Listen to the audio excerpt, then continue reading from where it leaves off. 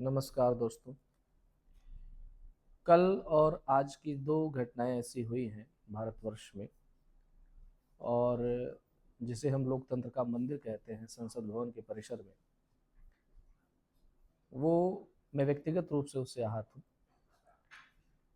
एक तो घटना कल की है जिसमें सदन के अंदर प्रियंका गांधी जी ने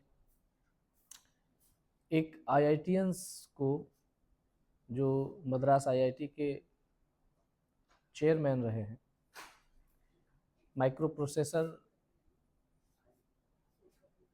को बनाने में, शक्ति माइक्रो प्रोसेसर को बनाने में उसका योगदान रहा है, जो भारत सरकार से पद्मश्री अवार्ड पा चुके हैं, ऐसे व्यक्ति के बारे में बोलते हुए उनका हंसना और उनको गौमूत्र विशेषज्ञ शब्द का प्रयोग करते हुए उनकी हंसी उड़ाना। और दूसरी घटना आज है संसद भवन परिसर के अंदर, जहां पर चंदा चोरी के मामले में एक नाटक किया गया और उसमें सांसद पप्पू यादव जी द्वारा एक पुजारी का भेष बनाया गया और उस पूरी प्रक्रिया को एक नाटक के रूप में दिखाया गया। राजनीति की बात नहीं करना चाह रहा हूँ, राजनीति एक अलग विषय है। राजनीतिक पार्टियां हैं, उनका काम है राजनीति करना, सबका अधिकार है, राजनीति करना चाहिए। लेकिन जिस प्रकार से भारतीय संस्कृति और भारतीय पहचानों को टारगेट किया जाता है, इसमें पश्चिम की वो टीस दिखाई पड़ती है, जिससे ना कहते हुए भी, ना चाहते हुए भी व्यक्ति इस बात को कहने पर मजबूर हो जाता है कि सोनिया गांधी, प्रियंका गांधी, इन लोगों का जो चरित्र है वो पूरी तरह से पश्चिम से ओतप्रोत है। भारतीय संस्कृति पे ये टिप्पणी, भारतीय प्रतीकों पर ये टिप्पणी इस बात को प्रदर्शित करता है कि वो भारत और भारतीय समाज से कितना नफरत करते हैं।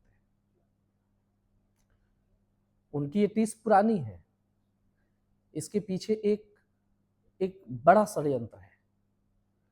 जो विदेशी ताकतें भारत को हमेशा से विखंडित रखना चाहती हैं, उन विदेशी फंडों से, उन विदेशी ताकतों से पैसे लेकर के ये लोग भारतीय समाज को तोड़ने का प्रयास करते हैं। इनकी टीस उस प्राचीन सभ्यता से है जिस सभ्यता के आगे ये स्वयं को छोटा महसूस करते हैं, और उस टीस में, उस खीज में इनके मुख से ऐसी बातें निकल आती हैं जो इस बात को प्रदर्शित करती हैं कि कितने परेशान होते हैं एक इतनी अति प्राचीन भारतीय संस्कृति से। ये उनकी सभ्यताओं पर टिप्पणी करते हैं, ये उनके प्रतीकों पर टिप्पणी करते हैं। इनको ये बर्दाश्त नहीं हो पाता है कि भारतीय समाज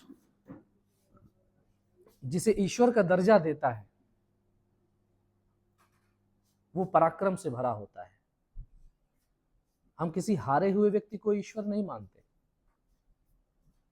हमारे ईश्वर को कोई सूली पे नहीं चढ़ा दिया था। इनकी ये टीस है कि भारतीय समाज में एक राम हुए जिनको भारतीय समाज ने ईश्वर कहा, जिन्होंने समुद्र के सामने क्रोध से खड़े हुए और उनको सुखा देने की बात उन्होंने कर दी। इनको इस बात की टीस रहती है कि भारतीय समाज के ईश्वर शिव महादेव जैसे हैं, जिन्होंने विश्व को भी अपने कंठ में धारण कर लिया। इनकी ये टीस है कि कुरुक्षेत्र में खड़ा होकर कोई कृष्ण अर्जुन के सामने प्रत्यक्ष कह देता है कि पार्थ मैं ही ईश्वर हूं, एको अहम द्वितीयो नास्ति न भूतो न भविष्यति। इनकी ये टीस है कि जनक की सभा में लक्ष्मण खड़े होकर पराक्रम के साथ ये कह देते हैं कि मैं पूरे ब्रह्मांड को एक गेंद के समान पटक सकता हूं, उसके टुकड़े टुकड़े हो जाए। ये इस भारतीय पहचान को बर्दाश्त नहीं कर पाते हैं। ये भारतीय समाज जिन्हें ईश्वर कहता है उसके पराक्रम को बर्दाश्त नहीं कर पाते हैं। इनको ईश्वर का ये रूप कि ये आदती नहीं है, इनको पता नहीं है कि ईश्वर किसे कहा जाता है। और उसी टीस में ये भारतीय प्रतीकों का, ईश्वर का और भारतीय समाज संस्कृति का विरोध करते हैं। लेकिन भारतीय समाज अब पहले से बहुत अधिक जागरूक हो चुका है। अब भारतीय समाज किसी मोहम्मद बिन कासिम से डरेगा नहीं। अब आज का भारतीय समाज किसी मोहम्मद गौरी से डरेगा नहीं। आज का भारतीय समाज लॉर्ड कर्जन और लॉर्ड डलहौजी की हड़प नीतियों से डरने वाला नहीं है। आज का भारतीय समाज अपनी चेतना के साथ खड़ा है। वो प्रतिकार करेगा और आपको जवाब देगा। एक दूसरी घटना भी हुई जिसमें पप्पू यादव जी पुजारी का भेष बना करके, चोरी हुई है, उससे कोई इनकार नहीं करता, व्यवस्था में कमी रही है, चोरी हुई है और उसकी सजा भी लोगों को मिलेगी। लेकिन आपने मन बना लिया है पूरी तरह से कि हम विरोध करते करते करते करते भारतीय समाज का विरोध कर देंगे, भारतीय संस्कृति का विरोध कर देंगे। भारत या कहीं भी सूर्य उगता है तो भी भगवा रंग में होता है और सूर्य डूबता है तो भी भगवा रंग में होता है। और भारतीय समाज उगते हुए सूर्य की भी पूजा करता है और डूबते हुए सूर्य की भी पूजा करता है। भगवा भारतीय स्वाभिमान का प्रतीक है। उसका अपमान करके आप भारत में नहीं रह सकते। उसका अपमान करके आप भारतीय परंपराओं में शामिल नहीं हो सकते। इतिहास गवाह है, भारत ने, वो भले ही आक्रमणकारी क्यों ना हो, भारत ने उसी को स्वीकार किया है जो भारत में आकर भारतीय हो गया है। इतिहास उठाकर देख लीजिए, भारत ने शकों को स्वीकार कर लिया, भारत ने कुषाणों को स्वीकार कर लिया, क्योंकि वो भारत में आके भारतीय हो गए। भारत ने किसी गजनवी को नहीं स्वीकार किया, भारत ने किसी सलार मसूद गाजी को बर्दाश्त नहीं किया, भारत ने किसी सल्तनत काल के बादशाह को स्वीकार नहीं किया, भारत ने किसी मुगल को स्वीकार नहीं किया और न कभी स्वीकार करेगा।